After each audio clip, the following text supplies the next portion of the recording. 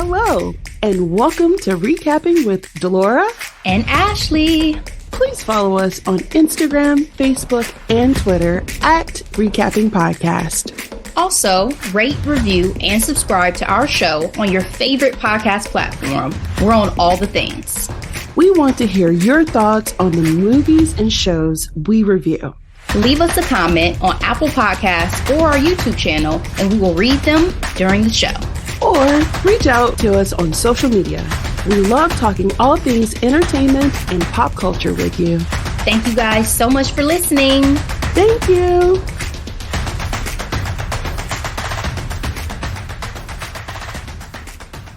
What's up, Delora? How are you? I'm too classy for this world. Forever I'm that girl. Sorry, I have residual disco glitter on me.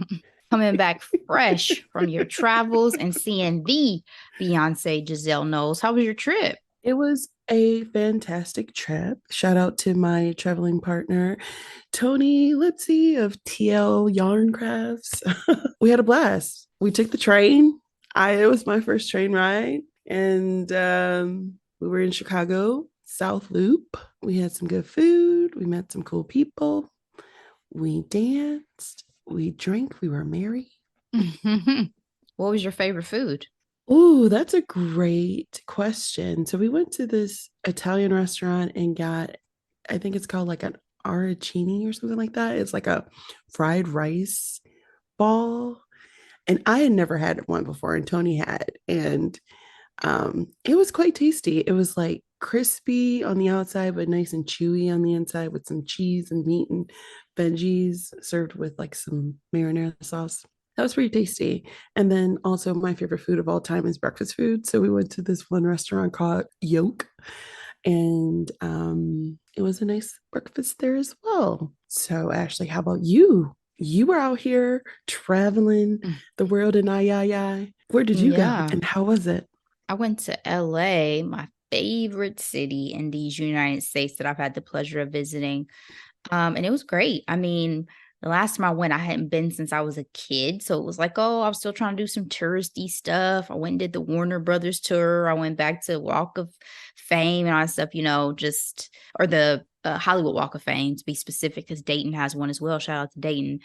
In Cincinnati now, they have a music Walk of Fame or something like that now. Very nice. But yeah, I this time just wanted to get like the local life. So I shout out to my girl Teresa, who's been on the pod, our very first In Conversation. I got a chance to hang out with her and some of her friends. They did a pool party to celebrate one of their birthdays. So that was fun. And then I actually got to hang out with an upcoming In Conversation guest. We'll have Nicole. Yay! And Nicole took me to Soho House, the one in downtown LA, which was dope. Very nice. We had a very good brunch. And then we went to a beach party, which was fun as well. It was it was just like getting a chance to see how the locals live and getting that vibe, and hard sale on everybody trying to tell me I need to move out to LA. So I was like, well, you know what? I've always said that I'm a LA girl if I had to choose a coast, and I've always wanted to. It's just, man, the traffic is still something. The traffic, the cost of living, all of those factors. So, but I was like, you know what? It's back in my mind, at least. I'm giving it consideration. But it was a great time. I mean, I always love going. Ended my last night at Grandmaster Recordings, which they have a really nice like rooftop bar. But they also have like a nice downstairs. They have really good food. By the time we got there, the kitchen was closed, so I didn't get a chance to eat anything. So I have to go back. But it used to be a former like recording studio back in like the 70s. So it has like that history, and it's just dope. It was just dope. So overall, it was a good time. Good time. Appreciate yet another steak dinner from Teresa, because she knows how to throw down some steak, okay? And just, live my best life for a few days. So now I'm on the countdown for Beyonce as well, and can't wait. I'll be heading back to Miami. So looking forward to more travels, more local. So I won't have to be doing this whole getting on a plane, taking Dramamine, because that Dramamine is hitting me hitting my ass hard right now. But it's going to be a good time. I have no doubt. But I'm glad Chicago was great. Chicago is such a great food city. Like, I always have Yeah. such good food when I go to Chicago. Hmm. Glad you had a good time. We out here I'm in these glad you had a great streets. time. And the two people you mentioned are former Midwesterners. So if they can do Absolutely. it, you can do it too, Ashley, if that's something you really want to do. Absolutely. No doubt I can. It's just a matter of do I want to? You know what I'm saying? Hmm. Like, Yeah. once you reach a certain level of comfort in life and all that, the prospects are different. So, and I'm very thankful, very thankful. Yes. And I loved everyone I got a chance to meet. It was a great vibe. So, let's move into our headlines and hot topics for this week, guys. Welcome back to the podcast and welcome any first time listeners. We appreciate you. Delora, got to start with some RIPs in the singing space. We have Tony Bennett and Sinead O'Connor who have passed away. Tony Bennett passed away last Friday, and Sinead O'Connor was breaking news, just passed away the day that we are recording. So, for those who are not familiar, Tony Bennett, classic singer, American singer, big hits such as I Left My Heart in San Francisco, had some big collabs with Lady Gaga later on within the last few years. He passed away at the sweet old age of 96, just 2 weeks short of his birthday. He died in his hometown of New York. There was no specific cause of death listed, but he had been diagnosed with Alzheimer's back in Yes. 2016. I'm referencing an article from the Associated Press, and they labeled him as the last of the great saloon singers of the mid 20th century. Yes. Absolutely. And he has often said that his lifelong ambition was to create a hit catalog rather than hit records. He released more than 70 albums, won 19 Wow. competitive Grammys, all but two after he reached his 60s. And the AP notes that he enjoyed deep and lasting affection from fans and fellow artists. So, people, I didn't realize until I saw this article, had information about Gaga and this tattoo that she has on her arm Hmm. of a Yes. trumpet that he sketched. And so she got that tattoo as well as his name underneath it to mark their time together. Now, again, that's what Mhm. I most recognize Tony Bennett for now is these collabs, but he's been around forever. So what were your thoughts when you heard he had passed, Laura? I was saddened by the news. Tony has always been a fixture of pop culture in our lives. As you mentioned, him being an American singer, I'm looking at NPR here. They refer to him as the king of American songbook, which I love because he sang all the classics. I knew him before Gaga, but I'm sure Gaga helped bring him to a newer, younger generation. But his collabs are something that I thoroughly enjoyed. Obviously Gaga, but he's done some collaborations with Amy Winehouse, which Mm-hmm. was very beautiful. Diane Carroll, John Legend. I really appreciate how dedicated he was to his craft. I mean, till the very end, like just that level of dedication, you just don't see that anymore. That's one of the things that was extremely inspiring for me whenever I saw him perform. Again, saddened by this news and definitely praying for his family and friends during this time. Mm. Well said, Laura. I wanted to end on a quote from Frank Sinatra back in a 1965 Life magazine interview. Sinatra said, "For my money, Tony Bennett is the best singer in the business. He excites me when I watch him. He moves me. He's the singer who gets across what the composer has in mind and probably a little more." Strong words from Frank Sinatra. What they call him, blue eyes. Yes. Yep. Rest in peace, Tony Bennett. Mm-hmm. All right, Delora, let's move on to Sinead O'Connor. This one was fairly shocking. Sinead O'Connor was only 56 years old. Yes. The Irish singer passed away. And in a statement from the singer's family, they said, "It is with great sadness that we announce the passing of our beloved Sinead. Her family and friends are devastated and have requested privacy at this very difficult time. A cause of death was not given. They list in this article, this is from NBC News, that she courted controversy throughout her career after she rose to fame with her 1990 rendition of the Prince song, Nothing Compares to You. But her death, unfortunately, comes after the suicide last year of her 17-year-old son, Yeah. Shane. And Mm. she was hospitalized after he passed. Sinead had a lengthy career. She released 10 studio albums. She was born in Dublin. And as I said, she courted some controversy for her activism. She boycotted the Grammys back in 1991. And she also famously tore up a photo of Pope John Paul II in 1992 on SNL. SNL. So major. Yeah, she was protesting child sexual abuse in the Catholic Yep. Church. Yep. So, I mean, she definitely made her mark. But what did you think when you heard the news of her passing, Delora? Again, completely shocked. 56 years old.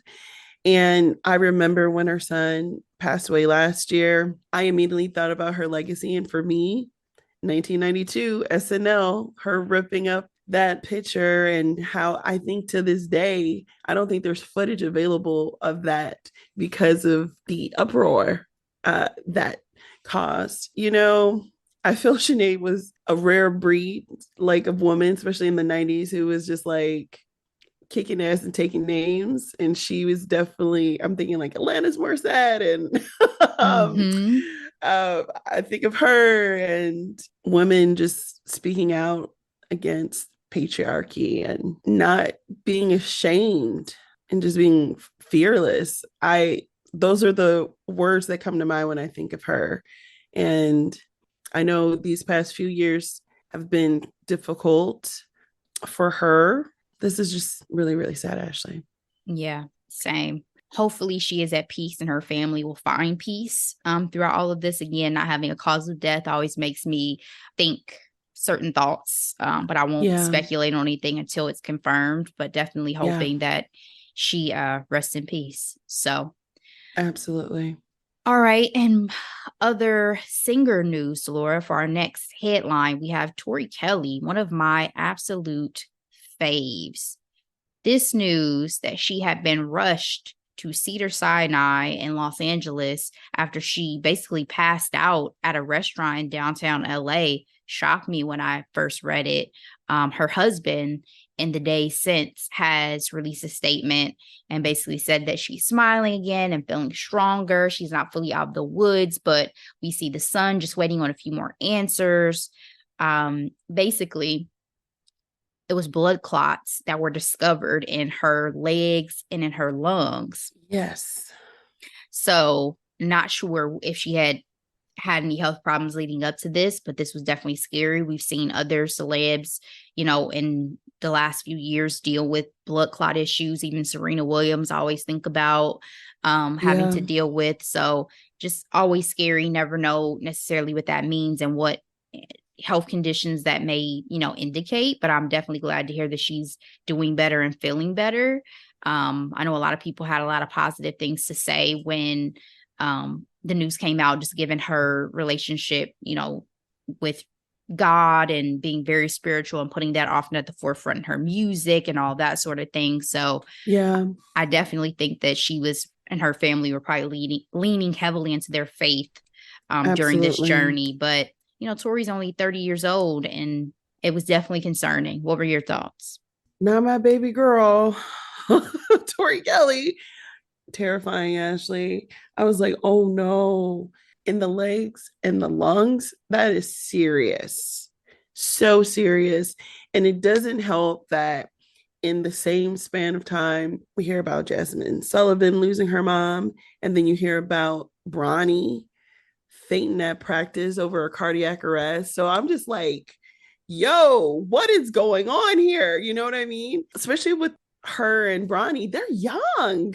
Yeah, These Bronny got me. I'm like, especially when I read that they're saying that cardiac arrest is very common in like male athletes and all this and that. Like, is there no looking into why that would continue to be the case? It is important and imperative to be mindful and to monitor your heart, for especially for male athletes, because another thing that could happen is an enlarged heart. That's also something to take into consideration. But yeah, it was difficult. It was difficult to hear this news, and I was very happy to see the note from her husband. Like, he didn't have to, but it really, I appreciate it, being a fan of hers, Absolutely. hoping that she's gonna be okay. Yeah. We were out in LA when this news came out, and I was like, as a fan, I don't know how I'm supposed to feel and what I'm supposed to do. Like, should I go like stand outside the hospital for a minute? You know what I'm saying? Like, I don't know how to react given that it felt so close at that moment. I Yeah, was like, I feel like I'm about to shed a tear. Like, I love, love Tori Kelly. yes. So I need her to be okay. Like, it's been a while since I've felt that deeply about something happening to an artist, and I just need Tori to be okay. That's really all I have to say. Also, after, just getting notice about Jamie Foxx, he just did a video recently Hmm. after the People ongoings. suspecting it's AI, but I think he's okay. Girl, Yeah. we do have aliens, though. You do know that now. I'm trying to ignore that information. I was watching like CBS or NBC when I got home, and I saw it and I was like, you know what?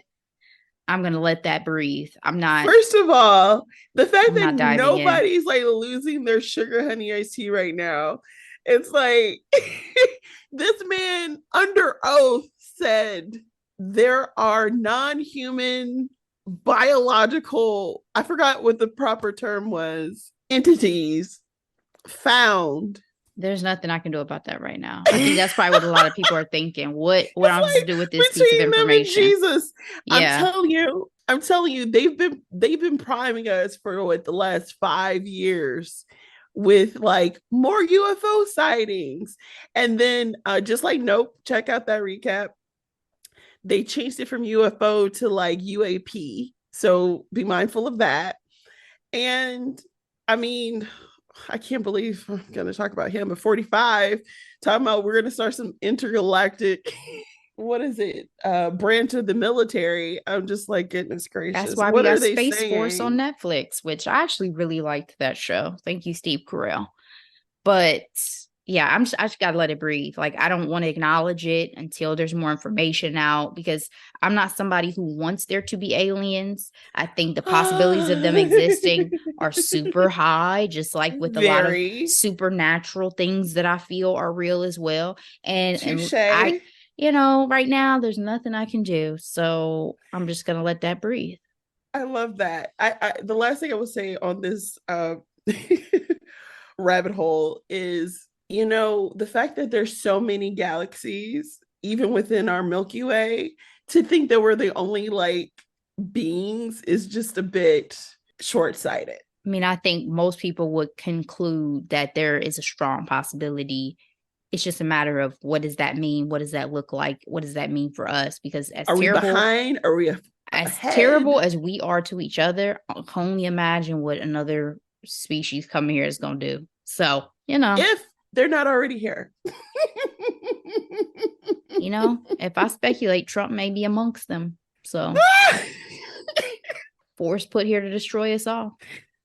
There you go. All right, Delora, let's move on to our Get next well, Tori headline. Kelly. Yes, please. Please. Please. So last week we talked about Ariana Grande and her separation from her husband.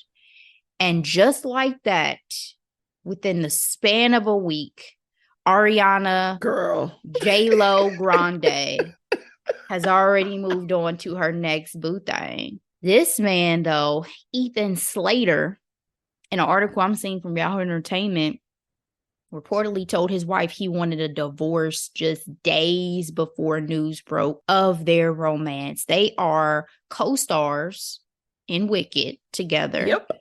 and apparently have been getting cozy. I mean, the news broke about Ariana split from her husband Dalton, but that was supposedly back in January, and she gave him the green light to start dating. So I guess, and she was like, I guess I got the green light to start dating, but the details of that are up for speculation, as well as the details of this man's marriage are up for speculation, because apparently his wife is completely blindsided by Yep. his decision. So Yep. Laura, what do you think of your girl Ariana J-Lo Grande? Is she my girl though? Do we bop to some of her bops? Of course. She has a phenomenal voice. I fuck with Ariana Grande musically hard. Yeah. Not gonna lie at all. Personally, she's been messy for quite some time. Quite some time. The internet's pulled out them receipts too. Ashley, I was just about to say the internet are just like the people of Winterfell. The North remembers, you know? So in this one particular video, it goes all the way back to 2013 with then this when she was doing the acting on Nickelodeon. She left one boyfriend for another, apparently, before she got with Mac Miller. His girlfriend complained about her popping up. Big Sean and his relationship with Nia. Yeah, Nia Pete put out Davidson. a song. Nia put out a song about that. Exactly. Or her book, maybe both. It was one. It was a book one or for both. sure. Yeah. It was yeah. Big Sean did the the big Yeah, which he said he regretted after Nia passed. Yeah. But yeah. That was rough now that you look back at that song, and that was one of his biggest hits. That was anytime that song came on like a bar, oh my God, I lost my mind. I loved that song. It just went so hard. But Nia didn't deserve it. She didn't. Especially if he out here with Ponytail, which is my other favorite code name for Ariana Grande on the internet. Well, I guess that's one of the things too that may be bothering people is even with this situation now with Ethan, it seems like how she slides in and she gives the impression of being like just a friend, just a nice little supportive friend. Yes. And the next thing you know, she fucking your man. Because apparently this man's wife and child came to set. She met them. She liked Instagram pictures of them together, and you just slid on in them cheeks. He looks like Pee Wee Herman to me, though. I'm not gonna lie to you. That man looked like Pee Wee Herman. To leave her husband for him was a bit of a shocker. Just looking at face value, like they honestly, does she have a type? Because I mean, all of her men.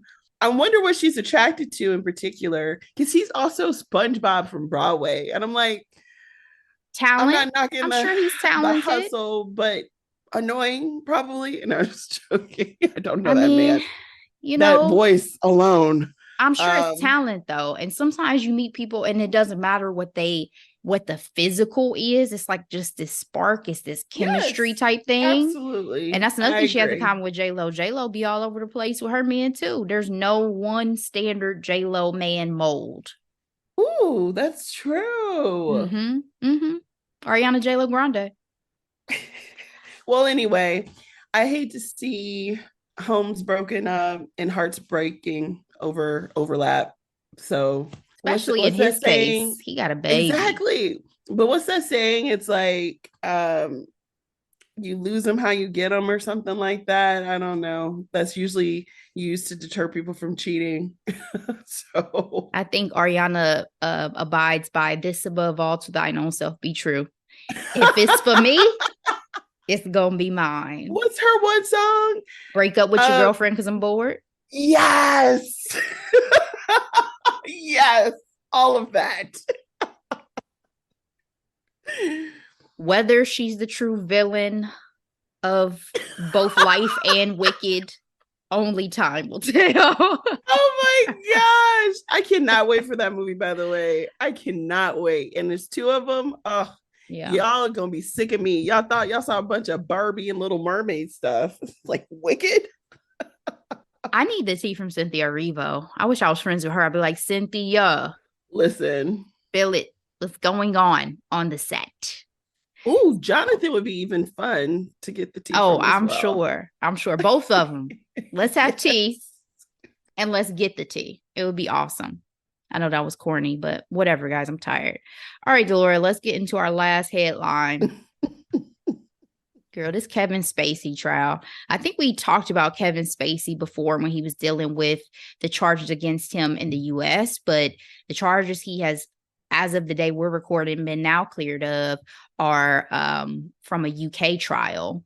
So he was found not guilty of 9 charges of sexual assault, indecent assault, and the most serious charge, causing a person to engage in penetrative sexual activity. Cleared of all these charges. It took the jury 12 hours over a 2.5-day time span to come to their decision.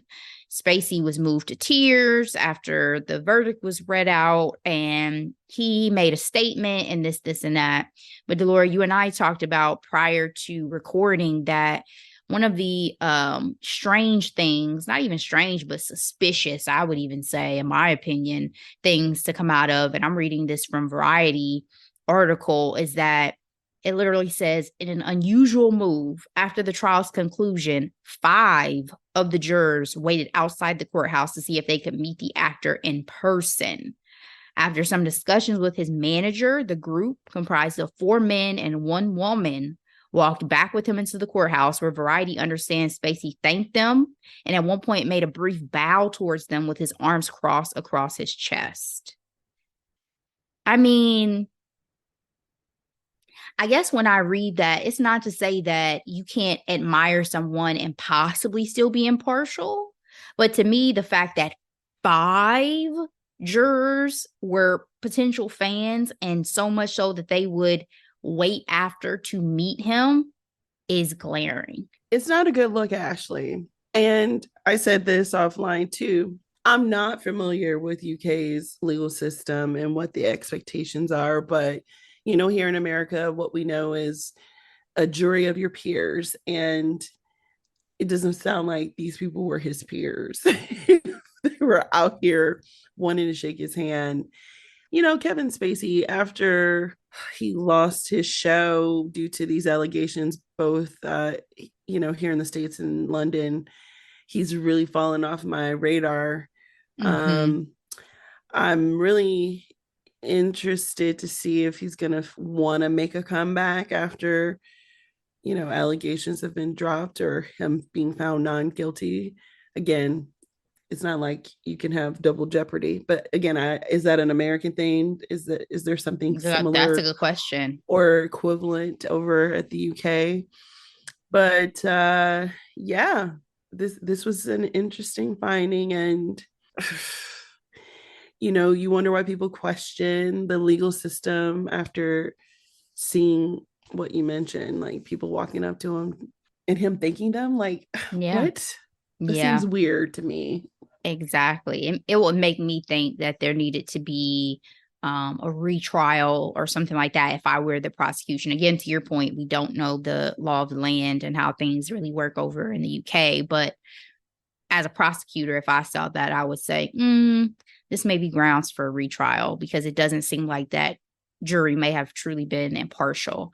To wrap up this article, Variety says that the acquittals are yet another victory for Spacey, who won a $40 million civil lawsuit brought by actor Anthony Rapp last October, because Rapp had accused him of sexual battery back in 1986. I guess it's one of those cases for me too, where just because you are found not guilty does not mean that my opinion has really shifted, because I can't say what did or did not happen, but to me, based on the number of people who have come forward, based on the seriousness of some of the allegations, things like that, it still just leaves a bad taste in my mouth. So even if Kevin Spacey does make a comeback, I'm not sure that I will be someone who will jump to support his work.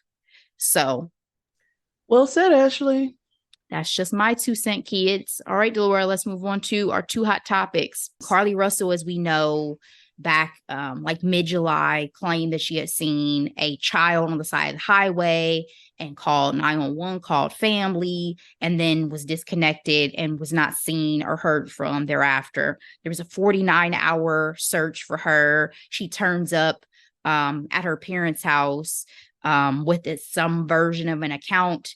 The police, by the time investigators, by the time they really get into it, seem to have strong doubts to the validity of the claim she's made. And as of the time we're recording, she has admitted that she had lied about being abducted, Delora, and about all of the events. Some of those most glaring pieces of evidence that came out was she had done searches online prior to her Yes. disappearance of Yep. Taken, which is a film, if you Being guys are her favorite unfamiliar with. show, Yeah, if you movie. guys are unfamiliar with, basically the daughter's kidnapped, the father goes to try to track down where she was taken to and rescue her, all of that.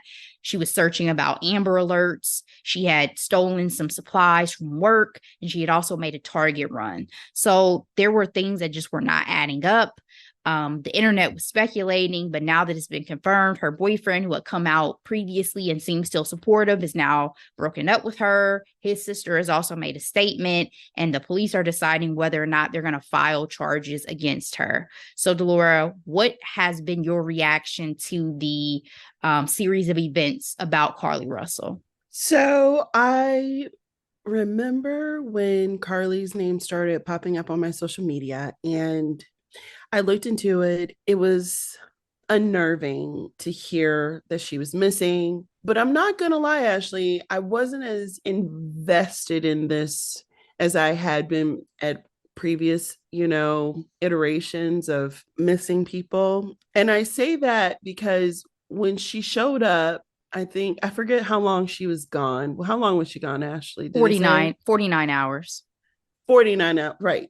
After a couple of days, unharmed and okay. I was just like, well, I'm grateful. This seems unreal. I pray that she'll be okay. But it just, I don't know. It just didn't feel right in my soul. I'll just say that much. That discernment, Um, huh? yeah. And when it came out that it was all a fraud, my heart broke immediately because all I can think of is the family and friends of missing Black women who, one, was triggered by this, right? Two, their family member wasn't able to make it home safely. And three, it's just like, you don't want any negative repercussion of like, well, that last girl didn't, wasn't true or was a hoax, then we're not going to put the same amount of energy into the next missing Black girl. That was all the pain and hurt that I felt when I found out that it was a hoax.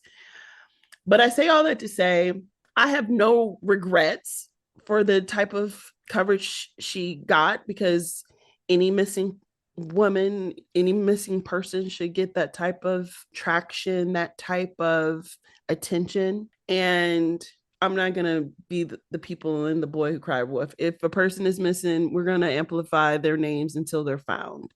But it just saddens me that she was out here apparently needing some type of attention. That's the part that's still getting me is I need her to do a interview, press release, something to give me the psychology behind it, because I'm just so curious as to what she envisioned was going to happen in this scenario. I was concerned. I remember when I first was hearing about it, I was like, oh my gosh, like that's so devious to use a child. And I know that that really does happen in actual abductions, but to use a child to lure this woman to potentially into sex trafficking and all this. And as people were coming out and saying, use this, put the same energy behind her y'all used for, the folks that were in that capsule that went down to the Titanic wreckage and X, Y, and Z. And I'm thinking like, absolutely. I mean, absolutely. She deserves to have huge national media attention so that she's found. And when they said she came home, I felt physical relief. You know what I'm saying? I took a breath. And I was like, that's wonderful. I'm so happy to hear it. And then I started seeing speculation, maybe it's lies. And I was like, oh, no way. Why would she lie? And then once the police came out with the timeline, I was like, oh, wow. This really was a tall tale.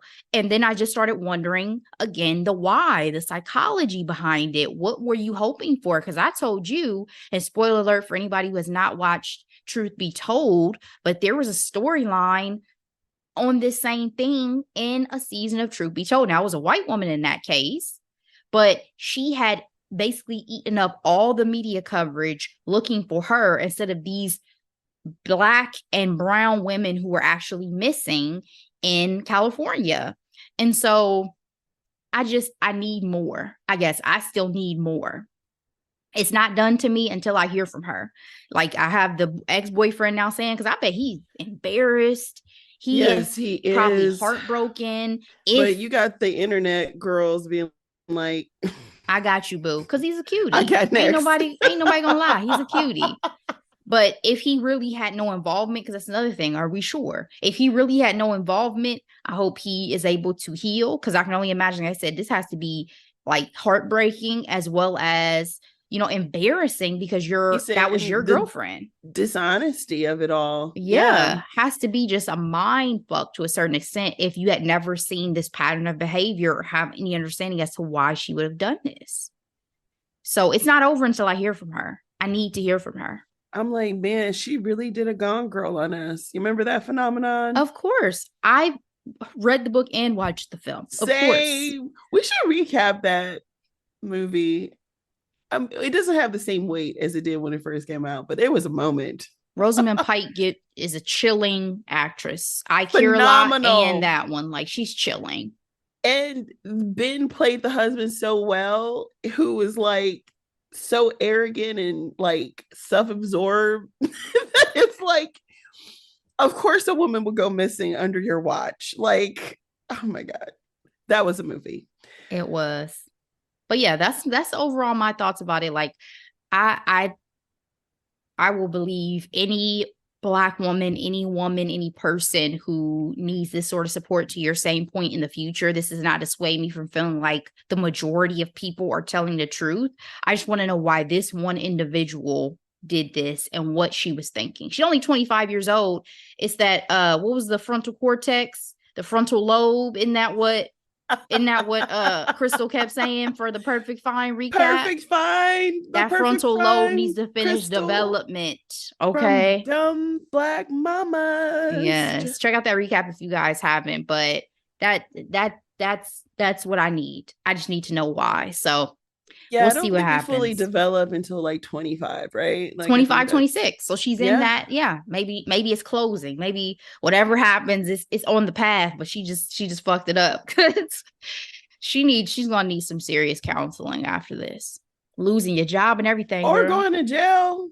Or potentially going to jail. So we'll see what happens. Let's move on to our final hot topic. Let's leave out on a fun note. We're going to talk about Barbie. First of all, if you just Google Barbie, do you see what Google has done? Yes. Oh yes. my gosh, guys. It's like the marketing. Pink firework, little sparkles coming up. The page turns pink. So if you Google Barbie, Margot Robbie, Ryan Gosling, and Greta, those are all the hot button searches that does it. That's amazing. So Barbie is a hit. I mean, was there really any doubt that it was going to be, after all the hype and hoopla and the Barbie hammer and the fact that everybody was planning to do it, if not just Barbie, the double feature situation? So 'tis a hit. I mean, the movie became the biggest debut ever for a film directed by a woman after earning a reported $162 million during its opening weekend. I also was seeing an article, that's a People article, and an article from The Independent, Barbie has beat The Dark Knight. The Dark Knight held a 15-year-old box office record. It was surrounding the 2008 Dark Knight original, and Barbie has surpassed it, as it took in 26 million at the US box office on Monday. So it beat its Monday highest ever gross release for a film by Warner Brothers. So that's the record that Barbie beat out from The Dark Knight, which is huge, especially because it was going up against Oppenheimer, which is another Christopher Nolan directed film. Exactly. But did you see the movie and did you enjoy it? So, Ashley, as you know, I was in Chicago to see Beyonce. And me and my girlfriend Tony, we were like, you want to see Barbie? I was like, yeah. Why did we see Barbie the same day we went to Renaissance? Like, it was like hilarious. It was a day. full day, and it was a blast. I think one of my favorite commentaries about the mass audience that came to see Barbie, they were like, white women to Barbie is black people to Black Panther. Like, this was their Black Panther moment, coming in droves wearing pinks, all variations of pinks and costumes. I thoroughly enjoyed it. I felt like the film was very self-aware and everything was hilarious. But then the parts that tried to make like an overarching, statement or theme, I felt like at parts it took too long for them to get to the point for me. And I'm like, I see where you're going. I just need for you to pick it up just a little bit. Like, you know what I mean? Yeah. But Margot Robbie, Ryan Gosling, and Ashley, my boo, Alan. Alan is my boo. Michael Cera brought it with his Alan. He killed me with the line about NSYNC, though. I was like, first of all, put some respect on NSYNC's name. Put some respect on NSYNC's name. I enjoyed it. And the sets were fantastic. Like, I want to go to Barbie Land so bad. Like, I felt such Universal better be on it. I'm telling you, I felt like butterflies in my stomach when you go to Barbie Land initially. I'm like, this looks glorious. Like, I want to step in here. I want to be on this set. It just brought me so much joy. But it was fun because I think it had been such a long time since you've seen and gone to something that's this highly anticipated. So you had like that excitement of the crowd in the theater. And this is the first movie in a long time that's not Marvel or anything that I remember we could not get tickets for. Like, we had to hurry up because it was getting sold out everywhere. It's so funny that you say that because we were wanting to see it the day before Renaissance and all those tickets were sold out well into like 11 p.m. And I'm like, I'm not staying up for that. Exactly. And we ended up going to another theater that was a little bit bigger. We ended up waiting about maybe 2 to 3 hours for that showtime because the more recent ones were booked. But you know what was so funny? We were in our seats and the theater was like empty and it was like 3:00 and we're like, are people gonna show up? And lo and behold, everybody did show up and it was a packed theater. But I'm like, the movie starts at 3. I don't risk my movies, you know what I mean? Like, plus I want to see some of those previews, like the Hunger Games Ballad of Songbirds and Snakes. That's the first time I had seen that. Oh, they showed it at ours. That was the first time I had seen that full trailer. They did the DC Beetle one. With Miguel from Cobra Kai. Overall, I think that the movie surprised me more pleasantly than I was even expecting. Like, I had really tried to stay away from the trailers, the teaser trailers, all this and that, because I wanted to go in cold. Well, even the intro, I guess, had been a teaser, and I never saw that. And so I was like, everything was a pleasant surprise for me. And the film not only amused me, but it had heart. And like, there were moments that I was like, am I about to tear up? Like, am I about to tear up at Barbie? Yeah. Wow. And the performances were amazing. I really enjoyed both Barbie and Ken's storylines and like trajectories, because I really didn't know we were getting with Ken. Yeah, I really didn't know we were getting with Ken. So no spoilers for anybody who hasn't seen it yet, but it's a ride. And I'm just glad it didn't disappoint me. Like, that's really all, because I was really super excited to see this movie. And I was so happy to see my babies from Sex Education. There were 3 of them. Yes. In it. I was like, oh my goodness, I love this so much. I needed her doppelganger, which being is one of them. Pitch perfect. I'm like, if there was no opportunity to have some of Hollywood's most lookalikes to be in a film, like, this was one of them. I love everything. It was so whimsical and crazy, insane, and it actually kind of reminded me a little bit of Everything All at Once, in the sense of like not expecting that much heart in a film that's supposed to be so out there. Yeah, but fantastical at the same time. So yeah, pleasantly and thoroughly surprised and enjoyable film, I guess is the best way to say it without giving too much away, guys, because I know it's fresh and we want to give you a chance to have that Barbie experience for yourself. But go out and check out this film if you haven't seen it. Check it out. I know for me personally, I wanted to see it opening weekend, and I'm happy that I had the opportunity to do that. Absolutely. Much success, guys. That's very exciting. People going back to the theater. Okay. Delora. So, usually we talk about what we're going to recap for the people next week, but we have something a little special. What's going down next Tuesday? Oh, next Tuesday, I'm super excited. We have an In Conversation. Yes. The wonderful, the talented Nicole Welch. She and I attended high school together.